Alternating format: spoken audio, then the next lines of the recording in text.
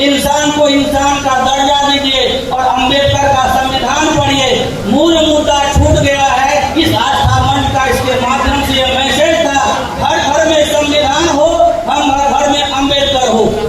जो प्रधानमंत्रियों को सलाह देते हैं, जो राष्ट्रपतियों के साथ विदेश यात्रा पर जाते हैं अमेरिका, ऐसे लोगों से पूछा, मंडल कमीशन की बड़ी निंदा की है, उसको फालतू बात कही है, क्या आपने मंडल कमीशन की रिपोर्ट पढ़ी है?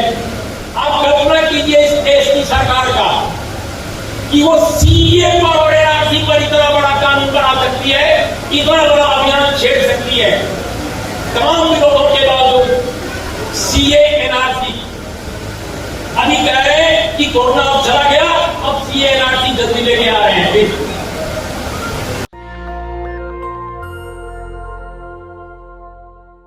इंसान को इंसान का दर्जा दीजिए और अंबेडकर का संविधान पढ़िए। मूल मुद्दा छूट गया है। इस आस्था मंच का इसके माध्यम से यह मैसेज था, हर घर में संविधान हो, हम हर घर में अंबेडकर हो। जब हमारे बच्चों को एससी ओबीसी के नाम पर रिजर्वेशन मिलता है, कितने लोग कर्पूरी ठाकुर की चोटी पर फोटो पर फूल चढ़ाते हैं। बिहार में हमारे ओबीसी को रिजर्वेशन देने वाला कर्पूरी ठाकुर जब आंदोलन कर रहे थे तो लोग चिल्ला रहे थे, ये रिजर्वेशन कहाँ से आई? कर्पूरी ठाकुर की माँ भी आई। और जब 10% रिजर्वेशन मिला तो कितने लोग वोट पर आए? कोई नहीं आया। इसीलिए आपको यही मैसेज है, अपने बच्चों को जितनी ज्यादा हो ऊंची से ऊंची अच्छी तालीम दीजिए। अब मैं आमंत्रित करता हूं जिसको सुनने के लिए आप इतनी देर से यहाँ सभा मंच पर मौजूद हैं। अम्बेडकर ने हमें संविधान दिया, हमें अधिकार दिया पहले, और वो अधिकार कितना लागू है? मीडिया पर उनका कब्जा है, जज न्यायालय में उनका कब्जा है, केंद्रीय विश्वविद्यालय में उनका कब्जा है। कितने यूनिवर्सिटी में हमारे लोग वाइस चांसलर हैं, प्रोफेसर हैं, कितने लोग हमारे जज हैं। हमारी आबादी 85% है, लेकिन कितने न्यायालय में जज हैं, कितने प्रोफेसर हैं, कितने मीडिया में पत्रकार हैं, एडिटर है, चीफ चैनल के प्रभारी हैं। आइए हम जाने इस बात को हमारे। और इस दौर में इस महत्वपूर्ण कार्यक्रम के जो बहुत महत्वपूर्ण किरदार थे, नवनीत कुमार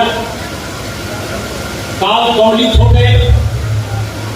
और दुर्भाग्य ये था कि अस्पताल बढ़िया नहीं मिला, डॉक्टर अच्छे नहीं मिले। मैंने जानकारी इकट्ठा करने की कोशिश की कि कैसे उनका निधन हुआ। एक ऐसा नौजवान जो सामाजिक न्याय की लड़ाई को बौद्धिक स्तर पर, सांस्कृतिक स्तर पर आगे बढ़ा रहा था इस एरिया में, इस क्षेत्र में, और वो इस महामारी के दौरान चला गया, बहुत सारे असंख्य लोगों की तरह। लाखों लोग बताया जाता है कि गए। तो इसलिए जब गिरजावालों ने मुझसे संपर्क किया कि आना है, तो मैं कटिहार आने का मैंने फैसला कर लिया। इसके बावजूद कि कई कार्यक्रम थे जो दूसरे शहरों में थे, फिर भी मैंने कटिहार में आने का फैसला किया। एक तो इस कार्यक्रम लिपि मंडल साहब की स्मृति में आयोजित इस कार्यक्रम, और साथ में नवनीत कुमार से एक जो रिश्ता बन गया था आप लोगों से भी, उनके माध्यम से, तो एक इमोशनल अटैचमेंट मेरा सचमुच इस कार्यक्रम के साथ हो गया रहा है। और वो इसकी वजह से भी मुझे आने का फैसला करना पड़ा। तो लिपि मंडल साहब को सादर श्रद्धांजलि के साथ मैं नवनीत कुमार को भी अपनी श्रद्धांजलि अर्पित करता हूं। लेकिन आप सोचिए कि कोरोना दौर में कितने सारे लोग चले गए सिर्फ इसलिए कि अपने देश में बेहतर हेल्थ सर्विसेज नहीं थी, समय पर जांच पड़ताल उसकी नहीं हो पा रही थी। अभी रतनलाल जी ने शिक्षा की बात की, तो इस देश की जो बेसिक समस्या रही है और अभी भी है, वो शिक्षा, स्वास्थ्य और समानता है। हमारे संविधान में भी जो उद्देशिका में जो सबसे पहले बात रखी गई है वो यही रखी गई है कि समानता हो, स्वतंत्रता हो, भ्रातृत्व हो। लेकिन आजादी के इतने साल बाद भी, संविधान लागू होने के इतने साल भी वो इस देश से गायब होती जा रही है और खत्म होती जा रही है। और प्रचारित ये हो रहा है कि हम हिंदू राष्ट्र बना रहे हैं। हमारे साथियों ने जो कुछ बोला है मैं आज इसको रिपीट नहीं करने जा रहा हूं। मैं बिल्कुल अलग एक विषय आज उठाना चाहता हूं दोस्तों, क्योंकि जो हमारे साथियों ने बोला वो बहुत कीमती है, बहुत महत्वपूर्ण है, बहुत मूल्यवान है और आप लोगों ने बहुत ध्यान से उसको सुना है। मुझे विश्वास है कि आप जरूर उसका पालन करेंगे।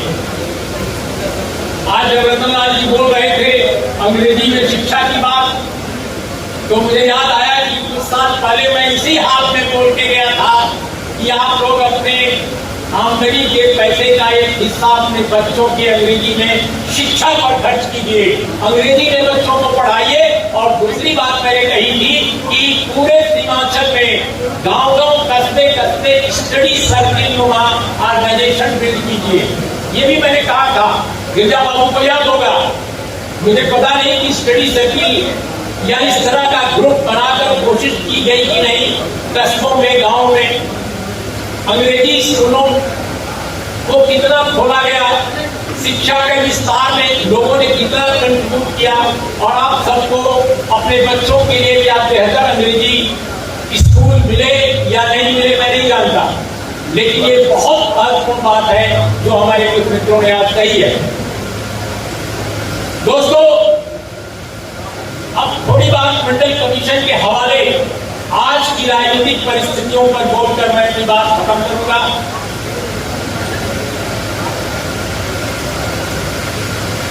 जब मैं इधर से देख रहा था तो मुझे बाबा साहब की तस्वीर नहीं दिखाई पड़ी। मुझे बड़ा आश्चर्य हुआ कि सब देख रहा हूं बाबा साहब किधर है, तो पता चला कि ये एक बड़ी तस्वीर लगी हुई है। हमें गिरजा बाबू ने बताया। मैंने पूछा कि आप लोगों ने बाबा साहब की तस्वीर कहाँ लगे, तो उन्होंने कहा बहुत बड़ी तस्वीर है। मैंने कहा अच्छा, इधर जगदेव बाबू की है। तो बड़ा खुश हुआ क्योंकि मंडल कमीशन भी है बाबा साहब के कारण ही। या आप लोगों में से शायद बहुत कम लोगों को अंदाज होगा, भारतीय संविधान की आर्टिकल 340, अगर भारतीय संविधान की आर्टिकल 340 न होती तो इस देश में पिछड़ों के आरक्षण का कोई मतलब ही नहीं होता। जो सत्ता 47 के बाद अपने देश में स्थापित हुई, उसके जितने बड़े नेता थे वो ओबीसी नाम के किसी भी ग्रुप को रिकॉग्नाइज नहीं करते थे। पिछड़ा वर्ग जिसे कहते हैं उसको रिकॉग्नाइज ही नहीं करते थे। एससी एसटी का रिजर्वेशन हो चुका था क्योंकि उसकी एक निरंतरता उसमें थी, एक कंटिन्यूटी में बातें चली जा रही थी पूरा पैक्ट से। आजादी की लड़ाई के समय से ही इस देश में आरक्षण बहुत पहले से था, साहू जी महाराज के समय से था। इसके बावजूद जब सत्ता स्थापित हुई कांग्रेस पार्टी की, जो आज बड़ी मासूम बनी हुई है इसलिए कि उसके पास सत्ता छिप गई है, वो कह रही है कि हम देश को फिर से ठीक बनाना चाहते हैं। बड़ी अच्छी बात है कि आपको सद्बुद्धि आई, लेकिन जब 47 में आपके पास सत्ता आई तो आपने उस पूरी ट्रेडिशन को भुला दिया और आर्टिकल 340 को भी बाद में संविधान लागू होने के बाद भुला दिया गया था। बाबा साहब ने बार बार उसको चिन्हित किया, उसको आइडेंटिफाई किया और बाबा साहब ने जब नेहरू कैबिनेट से इस्तीफा दिया, नेहरू कैबिनेट से जब इस्तीफा दिया तो बहुत सारे लोगों को ये केवल मालूम रहता है कि उन्होंने हिंदू कोड बिल के कारण केवल इस्तीफा दिया। बिल्कुल नहीं, सिर्फ हिंदू कोड बिल नहीं था, 3 बड़े मुद्दे थे जिसकी वजह से बाबा साहब भीमराव अंबेडकर ने नेहरू कैबिनेट से इस्तीफा दिया था। पहला था हिंदू कोड बिल, दूसरा था भारत की विदेश नीति से गहरी असहमति और तीसरा मुद्दा था आर्टिकल 340 के हिसाब से आर्टिकल 340 की रोशनी में जो पिछड़े वर्ग हैं उनके आइडेंटिफिकेशन और उनके लिए अफर्मेटिव एक्शन, सकारात्मक कार्रवाई शुरू करने का मसला। तो बाबा साहब के इन एफर्ट्स का दबाव पड़ा। हम सब जानते हैं कि कैसे काका कालेलकर आयोग बना और काका कालेलकर जो आयोग बना था वो कैसे उसने रायता फैलाया पूरे के पूरे अफर्मेटिव एक्शन के सारे एफर्ट्स को, वो सब भी आप जानते हैं। तो उसके बाद काफी वर्ष बाद मंडल कमीशन की बात सामने आई और आदरणीय बीपी मंडल साहब के नेतृत्व में, उनकी अध्यक्षता में ये आयोग गठित हुआ। तो मैं जानबूझकर आपको संक्षेप में उस हिस्ट्री की तरफ ले जा रहा था जिस हिस्ट्री का रिश्ता डॉक्टर बी.आर. अम्बेडकर से है और पिछड़ों के आरक्षण का भी है, उससे जुड़ा हुआ है। लेकिन बहुत सारे लोग ये समझते हैं और हमारे देश के बड़े नेता ही नहीं, आम लोग ही नहीं, बल्कि इस देश के एकेडमिशियन भी, इस देश के विद्वान भी, इस देश के संपादक भी, इस देश के पत्रकार भी, कि मंडल कमीशन सिर्फ आरक्षण का दस्तावेज है। जैसे ही आप नाम देते हैं मंडल कमीशन, तो लोगों के दिमाग में एक तस्वीर उभरती है कि पिछड़ी जातियों के लिए नौकरियों में आरक्षण। अब यह भी गलत है। अब आम जनता न पढ़े तो बात समझ में आती है, क्योंकि उसकी पढ़ने की आदत नहीं है, उसको पढ़ने दिया नहीं गया, उसके लिए शिक्षा की व्यवस्था इस देश में नहीं थी। इस देश में लोगों को शिक्षित होने से प्रतिबंधित किया गया था।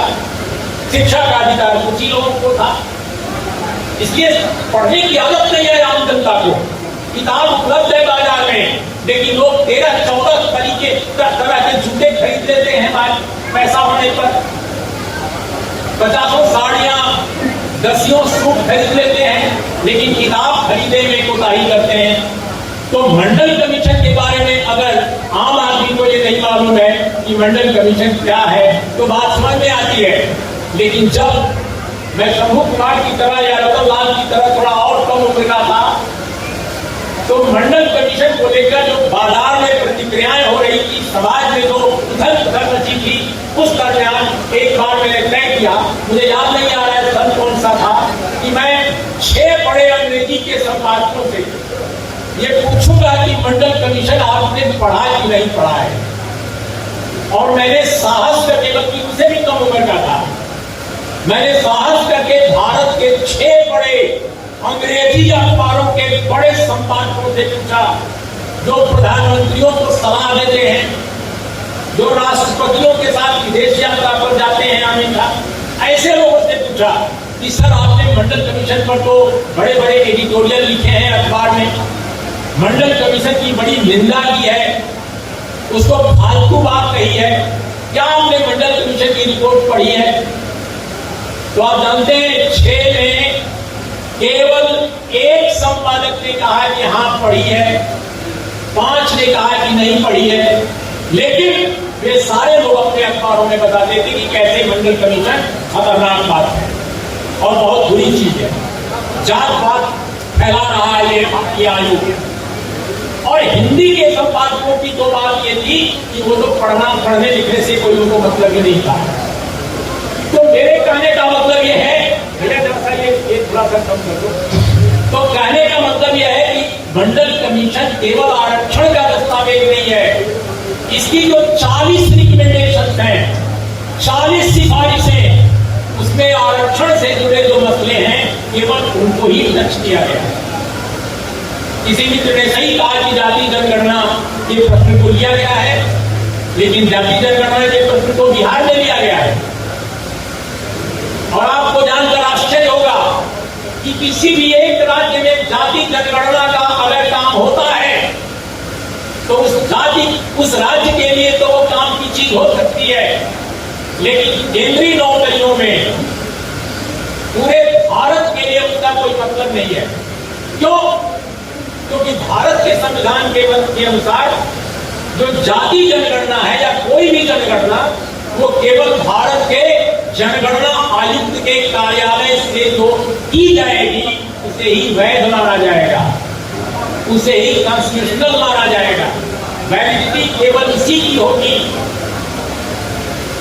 एक बार मैं भारत के जनगणना आयुक्त से बात कर रहा था, इसके पहले वाले संभवतः जो थे, तो मैंने ये सवाल किया कि अगर कोई राज्य जनगणना कराना शुरू कर दे जाति के आधार पर तो उसकी क्या वैलिडिटी होगी। तो उन्होंने कहा कुछ नहीं, वो अपने राज्य में कुछ योजनाएं चला सकता है उसके आधार पर, लेकिन इससे यूपीएससी का मामला नहीं प्रभावित होता। इससे जो बड़ी नौकरियां हैं, जो बड़े नीतिगत फैसले केंद्र के हैं, पार्लियामेंट में बनने वाले कानून जो हैं, उन पर कोई असर नहीं पड़ेगा। इसलिए बिहार सरकार अगर ये करा रही है अच्छी बात है, लेकिन बिहार सरकार में शामिल पार्टियों को ये चाहिए कि वो केंद्रीय स्तर पर जातिगत जनगणना के जो छूटा हुआ एजेंडा है उसको आगे ले जाए और उसको अखिल भारतीय स्तर पर लड़ाई का बड़ा मुद्दा बनाए, जैसा कि किसी और मुद्दे ने कहा। मैं बिल्कुल बात से सहमत हूं। इस देश में आप कल्पना कीजिए, इस देश की सरकार का, कि वो सीए पर एनआरसी पर इतना बड़ा कानून बना सकती है, इतना बड़ा अभियान छेड़ सकती है, तमाम विरोधों के बावजूद। सीए एनआरसी अभी कह रहे हैं कि कोरोना अब चला गया, अब सीए एनआरसी जल्दी लेके आ रहे हैं। क्यों? क्योंकि सीए एनआरसी से हिंदू और मुसलमान के बीच, गरीब और गरीब के बीच दूरी बढ़ाने में वो सफल होंगे। वो जिसको हिंदुत्व राष्ट्र कहते हैं, वो हिंदुत्व राष्ट्र नहीं है, वो दरअसल 3 वर्णों का राष्ट्र बनाना चाहते हैं। 15-20% लोगों का राष्ट्र बनाना चाहते हैं, 85-80% लोगों के खिलाफ देश बनाना चाहते हैं। इसलिए हिंदू राष्ट्र के चूल्हे में, उसके झांसे में आप मत आइए।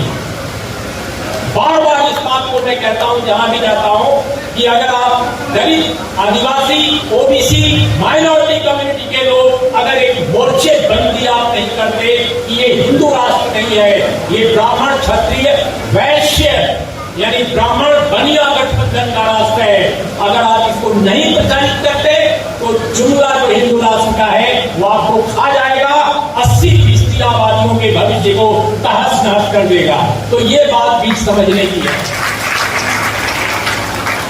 तो दोस्तों, जो मंडल कमीशन की बात है कि ये 40 जो सिफारिशें थी, इसमें स्वयं जो सामाजिक न्याय की पार्टियां अपने को कहती हैं, मैं उनकी निंदा नहीं कर रहा हूं, आज मैं आलोचना कर रहा हूं केवल। हालांकि वो निंदा के पात्र लोग हैं जो अपने को सामाजिक न्याय की पार्टियां कहते हैं, लेकिन मैं सिर्फ आलोचना कर रहा हूं और आगाह भी कर रहा हूं कि आपने अतीत में गलतियां इतनी की हैं कि आपकी गलतियों के कारण कांग्रेसियों की और सामाजिक न्याय की अपने को कहने वाली क्षेत्रीय पार्टियों की गलतियों के कारण ही भारत में भारतीय जनता पार्टी में नाम लेकर कहता हूं, मैं नाम लेकर कहता हूं कि भारतीय जनता पार्टी जैसी पार्टी का राज कायम हुआ है, जो इस देश को जितना अभी नर्क है उससे भी बड़ा नर्क बनाने पर आमादा है। एक विशाल नर्क बनाने पर जो पार्टी आमादा है और जो हिंदुत्व राष्ट्र करती है, जैसा मैंने पहले कहा, वो सिर्फ 3 वर्णों का राष्ट्र बनाना चाहती है और उसमें भी अमीरों का केवल अमीरों का। तो ये जो सत्ता में आए लोग हैं वो कांग्रेसियों की बेहूदगियों और दलित और पिछड़ों की सामाजिक न्यायवादी जो पार्टियां हैं उनकी कमजोरियों के कारण, उनकी मूर्खताओं के कारण, उनके पास दृष्टिहीनता जो है, जिसकी तरफ रतन लाल जी ने इशारा किया, ये सारी चीजें करते हैं लेकिन इनके पास कोई दर्शन नहीं है, कोई विचार नहीं है, वरना ये फेलोशिप देते इनके इलाके के लड़के, इनके समुदायों के लड़के देश विदेश जाकर पढ़ाई करते, शिक्षा पर ये जोर देते, लेकिन ये शिक्षा पर जोर नहीं दे रहे हैं, ये दूसरी सारी चीजों पर जोर दे रहे हैं। तो मेरा ये कहना है कि मंडल कमीशन की जो 40 सिफारिशें हैं उसमें जो और सिफारिशें हैं वो क्या हैं? दोस्तों, मंडल कमीशन ने इस देश में भूमि सुधार की बात की थी, भूमि सुधार की बात की थी, और अगर 32वां नंबर की सिफारिश आप देखिए, ढांचागत बदलाव यहां शुरू होता है। मंडल कमीशन में ढांचागत बदलाव नाम से एक सब चैप्टर है, एक उप शीर्षक से सारी की सारी सिफारिशें शुरू होती है।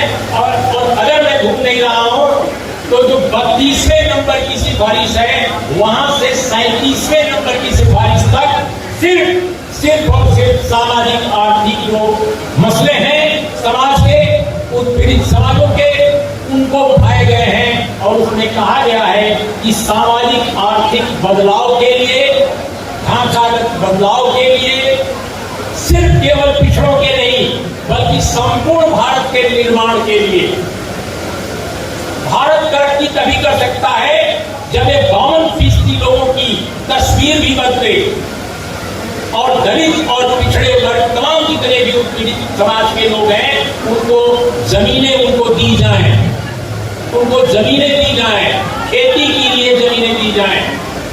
इसके अलावा इसमें स्किल डेवलपमेंट की बात है जिसको नरेंद्र मोदी की सरकार हाल के कुछ वर्षों से चिल्ला रही है। Skill development, skill development, skill development दरअसल कुछ भी नहीं है सरकार का। लेकिन जिस स्किल डेवलपमेंट के बारे में मंडल कमीशन की रिपोर्ट कहती है, अगर उसको आप ठीक से पढ़िए तो आपको समझ में आएगा कि कैसे वो अपने देश के लोगों के लिए सचमुच एक बेहतर ढांचागत बदलाव के लिए वो एक मुकम्मल प्रोजेक्ट प्रस्तुत कर रही है, एक प्रकल्प प्रस्तुत कर रही है। लेकिन उस पर आप मुझे बताइए कि बिहार उत्तर प्रदेश में कितने सालों से अपने आप को सामाजिक न्याय का प्रवक्ता कहने वाले, पैरोकार कहने वाले लोगों की सरकारें बनती आ रही हैं, लेकिन क्या उन लोगों ने भी मंडल कमीशन की सिफारिश नंबर 32 से लेकर 37 के बारे में कभी सोचा? क्यों नहीं सोचा? क्योंकि उनको सलाह देने वाले लोग कौन हैं? आईएएस हैं। वो कौन सा लोग हैं? 15% लोगों के लोग हैं। मात्र 15% और 20% जो लोग हैं समाज के, उन्हीं वर्गों के लोग सलाहकार हैं सरकार चलाने वालों के। सरकार चाहे जिस पार्टी की बन जाए, उत्तर प्रदेश में अपने आप को समाजवादी कहने वाले लोगों की सरकार बनती है तो भी वही सलाहकार। बिहार में गेरुआ झंडा वालों के बाद हरे झंडे वालों की सरकार बनती है तो भी उसी तरह के सलाहकार। मामूली बदलाव केवल होता है। तो आपको मंडल कमीशन की रिपोर्ट 32 और 37 के बीच के सारे जो मसले हैं वो भी नहीं दिखाई देते। आरक्षण भी ठीक से लागू नहीं होता है। जो आरक्षण लागू हुआ, और बिल्कुल सही कहा रतन लाल जी ने कि कांशी राम जी ने जितना मेहनत की मंडल कमीशन के रिपोर्ट को लागू कराने में, वो बेहद उल्लेखनीय है जिसकी चर्चा नहीं होती। मैं उन दिनों दिल्ली में था और वोट क्लब पर मैंने कांशी राम की अगुवाई में होने वाले धरने को देखा है। बड़ा धरना था कांशी राम जी का मंडल कमीशन के लिए, और देश के कई शहरों में इस तरह के कार्यक्रम हुए थे। मैं जनता पार्टी के नेताओं के कोशिशों का या जनता दल बाद में जो बना उनकी कोशिशों को नजरअंदाज नहीं कर रहा हूं, लेकिन कांशी राम जी का भी योगदान कम नहीं है। अब यह अलग बात है कि कांशी राम की जो उत्तराधिकारी है उत्तर प्रदेश में, उन्होंने बीएसपी को ही खत्म कर दिया। उन्होंने बीएसपी को ही खत्म कर दिया है। तो जिस कांशी राम जी ने डॉक्टर बी.आर. अम्बेडकर जैसे महान दार्शनिक, महान विचारक को हिंदी हार्टलैंड में एक तरह से रीइन्वेंट किया, जिस डॉक्टर बी.आर. अम्बेडकर को लंबे समय तक आजाद भारत की जितनी बनने वाली नई और पुरानी सरकारें थी उन्होंने उनको दफन करना चाहा था, कांशी राम जी ने उनको सचमुच उनको बिल्कुल जमीन पर उतार दिया था। अब वही कांशी राम जी के उत्तराधिकारी जो आज उत्तर प्रदेश में है, वो कांशी राम जी को ही उन्होंने दफन कर दिया है राजनीतिक रूप से। तो ये जो एक अजीब असलियत है अपने हिंदी हार्टलैंड की, अब ऐसे दौर में हिंदी हार्टलैंड में जो हिंदी हृदय स्थल है, इसमें सामाजिक न्याय की लड़ाई अगर कोई लड़े तो वो कैसे लड़े, ये बहुत बड़ा प्रश्न है। इसलिए यूं ही नरेंद्र मोदी और अमित शाह इतने बड़े नेता नहीं बन गए हैं। वो इसलिए बने हैं कि आपके लोग आपको लीड करने लायक नहीं है। आपके लोगों को, आप लोगों को जो मौजूदा नेतृत्व है उससे बेहतर नेतृत्व चाहिए। उत्तर के मुकाबले दक्षिण में बेहतर नेता है। आप डीएमके के नेता एम.के. स्टालिन को देख लीजिए, आप केरल में पिनराई विजयन को देख लीजिए, वो दम लगाकर लड़ाइयां लड़ रहे हैं और कामयाब भी हो रहे हैं। लेकिन उत्तर भारत में ये कुछ हो ही नहीं रहा है। उत्तर प्रदेश 80 सीटों का राज्य है, लोकसभा की 80 सीटें उत्तर प्रदेश की हैं, लेकिन विपक्ष की दोनों पार्टियां, भारतीय जनता पार्टी की एक बाएं पॉकेट में रहती है, एक दाएं पॉकेट में रहती है। दोनों पार्टियां जेबी पार्टियां बन गई हैं विपक्ष की। तो दोस्तों, अगर उत्तर प्रदेश जैसे बड़े राज्य में सामाजिक न्याय की दारोमदार, पैरोकार, सूत्रधार करने वाली अगर दोनों पार्टियां भारतीय जनता पार्टी की मौजूदा सरकार से इस कदर डरे कि ये सरकार केंद्र की अगर गरीबों और पिछड़ों के सारे अधिकारों को छीनने का कोई कदम बढ़ाती है तो एक बयान तक नहीं देती है, एक धरना तक नहीं देती है, एक प्रदर्शन तक नहीं कर देती है। केंद्र की मौजूदा सरकार ने जो एक बहुत बड़ा कुकर्म किया, वो था 10% reservation for EWS, economic weaker section. कौन भैया इकोनॉमिक वीकर सेक्शन है? अपर कास्ट के लोगों में, मुझे अपर कास्ट के लोगों से कोई नफरत नहीं है, मैं किसी से नफरत नहीं करता, क्योंकि मैं जानता हूं कि जो अपर कास्ट के लोग उत्पीड़ित समाजों से नफरत करते हैं, दरअसल उनको भी नफरत ने एक बदतर इंसान बना दिया है। मुझे तो उनको भी लिबरेट कराने की इच्छा है। मैं चाहता हूं कि इस देश में इतना बेहतर समाज बने, इतना बेहतर निजाम आए, इतनी बेहतर सरकार आए कि जिन लोगों के अंदर उत्पीड़ित समाजों के प्रति नफरत है उनको भी इंसान बनाया जा सके। तो मैं 10% लोगों को भी नफरत नहीं करता, लेकिन भारत के संविधान में दोस्तों कोई ऐसा प्रावधान नहीं है कि आप सामाजिक आर्थिक रूप से पिछड़े अपर कास्ट के लोगों को आरक्षण दें। आरक्षण सामाजिक और शैक्षिक रूप से पिछड़ों को ही केवल दिया जा सकता है, और EWS इस कॉन्स्टिट्यूशनल जो प्रोविजन है उसको वायलेट करता है। लेकिन उत्तर प्रदेश की दोनों पार्टियां, वो कौन सी पार्टियां हैं आप समझ रहे हैं, उन्होंने इस मुद्दे पर भी कोई बड़ा एक्शन नहीं लिया, इस बात से भाई कि वो लोग हमें वोट नहीं देंगे।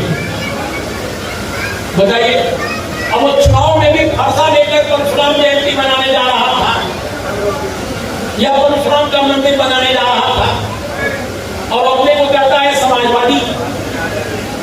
तो जब तक इतने पूर्व किस्म के लोग समाजवाद का डंका बजाएंगे और इस देश के पिछड़े उसको अपना नेता मानेंगे तो यकीनन पिछड़ों का बंटाधार होना तय है।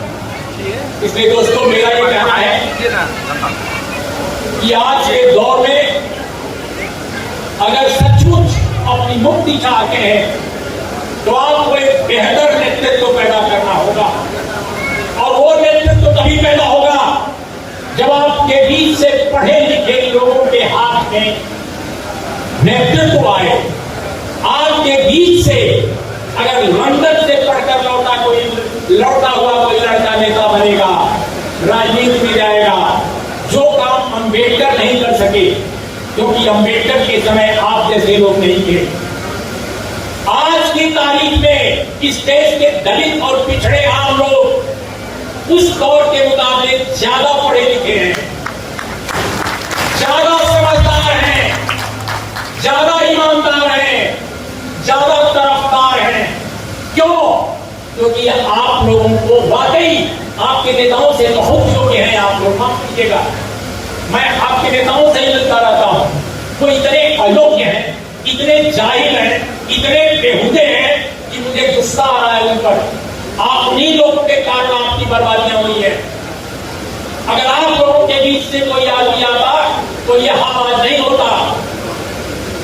आज अम्बेडकर जैसे एक ऐसे संत की जरूरत है जो केवल आप लोगों के बारे में सोचे, जो समाज के बारे में सोचे, जो सभ्यता के बारे में सोचे। आज अरबपतियों की जरूरत नहीं है। अरबपति तो आप लोगों के बीच से आकर किसी अम्बेडकर के पीछे खड़े हो जाएंगे, लेकिन अम्बेडकर जैसा कोई संत नहीं मिलेगा। गांधी संत नहीं थे, सच पूछिए तो अम्बेडकर संत थे, असल संत थे। दलितों और पिछड़ों के बीच से आज संत एक पैदा करने की जरूरत है। एक नहीं, मैं कहता हूं हर राज्य में एक संत हो, 2 संत हो, 3 संत हो, वो नेतृत्व करेगा। नारायण गुरु की तरह संत, अम्बेडकर की तरह संत, ज्योतिबा फुले की तरह संत, जगदेव बाबू की तरह संत, कर्पूरी ठाकुर की तरह का संत, इस तरह के संत चाहिए। रैकेटियस नहीं चाहिए, डल्ले नहीं चाहिए, दगाबाज नहीं चाहिए, फरेबी नहीं चाहिए, माइंडलेस नहीं चाहिए, बेदिमाग लोग नहीं चाहिए। और ये तभी संभव होगा जब आपका नेता कैलिफोर्निया से पढ़कर आया हुआ कोई नौजवान करेगा, जब आपका नेता लंदन यूनिवर्सिटी से, ऑक्सफोर्ड यूनिवर्सिटी से पढ़कर आया हुआ कोई नेता बनेगा और वो अंबानियों और अदानियों के दलालों को पार्लियामेंट से लेकर सड़क तक जवाब देगा। पार्लियामेंट से लेकर जो सड़क तक जवाब नहीं दे सकता है, वो आज के इस दौर में जब साम्राज्यवाद की तमाम बड़ी शक्तियां भारत के बड़े कॉर्पोरेट के साथ कन्वर्स कर रही हों, उस दौर में जो बिल्कुल पिटे हुए लोग हैं, दिमागों से बेदिमाग लोग, जिनके एडवाइजर दूसरे वर्गों के, वो दूसरे वर्गों के लोग हैं, वो यकीनन खड़े नहीं हो सकते। इसीलिए दोस्तों, साउथ के जो पिछड़े नेता हैं, साउथ के जो दलित नेता हैं, वो क्यों कामयाब हैं? कामयाब इसीलिए हैं कि वो पढ़े लिखे हैं, और पढ़े लिखे ही नहीं है, उनके सारे एडवाइजर इंटेलेक्चुअल्स हैं, वैज्ञानिक हैं, टेक्नोक्रेट हैं। तो ये जो आज मैं बात कहना चाहता था, सिर्फ यही कि आप एक दिन में, 2 दिन में ये बदलाव नहीं कर सकते। आपके पास वक्त है। यकीनन जो आज जो सबसे बड़ा जो आपके सामने संकट है, जो हिंदुत्व राष्ट्र बनाने के लिए सक्रिय लोग हैं, आमादा लोग हैं, उनका जवाब देने के लिए तो फिलहाल जो विकल्प आपके पास मौजूद है, उसी से काम आपको चलाना होगा। आप मेरी बात सुन रहे हैं? जो विकल्प मौजूद है, काम तो उन्हीं से चलाना पड़ेगा, लेकिन याद रखें कि वो आपके काम के लायक नहीं है। आपको उनसे बेहतर नेतृत्व की तलाश करनी होगी, और बेहतर नेतृत्व के निर्माण के लिए आपको कदम से कदम मिलाकर आगे बढ़ना होगा। और उसके लिए जरूरी है कि अपने बच्चों की शिक्षा पर काम करें, अपने विधायकों पर, अपने सांसदों पर, अपने मंत्रियोपर दबाव डालें कि वो हर प्रखंड में कम से कम दो अच्छे अंग्रेजी स्कूल शुरू करें, 2 अंग्रेजी स्कूल शुरू करें। कर्पूरी ठाकुर ने अंग्रेजी का जब विरोध किया था, वो अलग दौर था, वो दौर खत्म हो चुका है, वो काम लौटेगा नहीं। आज अंग्रेजी की जरूरत है। दलित वर्ग का लड़का, पिछड़े वर्ग का लड़का जब खपाटे के साथ अंग्रेजी बोलेगा, तो कांग्रेस के जयराम रमेश हो, चाहे भारतीय जनता पार्टी के अदानी अंबानी के स्कूल से निकले हुए एडवाइजर्स हों, उनके सामने वो बड़ा मुकाबला कर सकेगा। तो आप अपने बच्चों की शिक्षा के लिए अंग्रेजी स्कूल खुलवाइए, और साथ में हर प्रखंड में 2 सरकारी बेहतर अस्पतालों की व्यवस्था करवाइए। कोई गांव न बचे जहां प्राथमिक स्वास्थ्य केंद्र न हो, कोई ऐसा गांव न बचे। केरल में आप जाकर देखिए, तमिलनाडु में जाकर देखिए, हर गांव के पास सरकारी अस्पताल है, लेकिन आप यहाँ नहीं है, और अगर है तो काम नहीं करता। नेशनल दस्तक की आपसे गुजारिश है कि अगर इसको बचाना चाहते हैं तो नेशनल दस्तक को सब्सक्राइब करने के लिए रेड कलर के सब्सक्राइब बटन को दबाएं, फिर बेल आइकन की घंटी दबाएं। नेशनल दस्तक को बचाने के लिए बहुत जरूरी है कि हर खबर को शेयर करें, लाइक करें, कमेंट जरूर करें।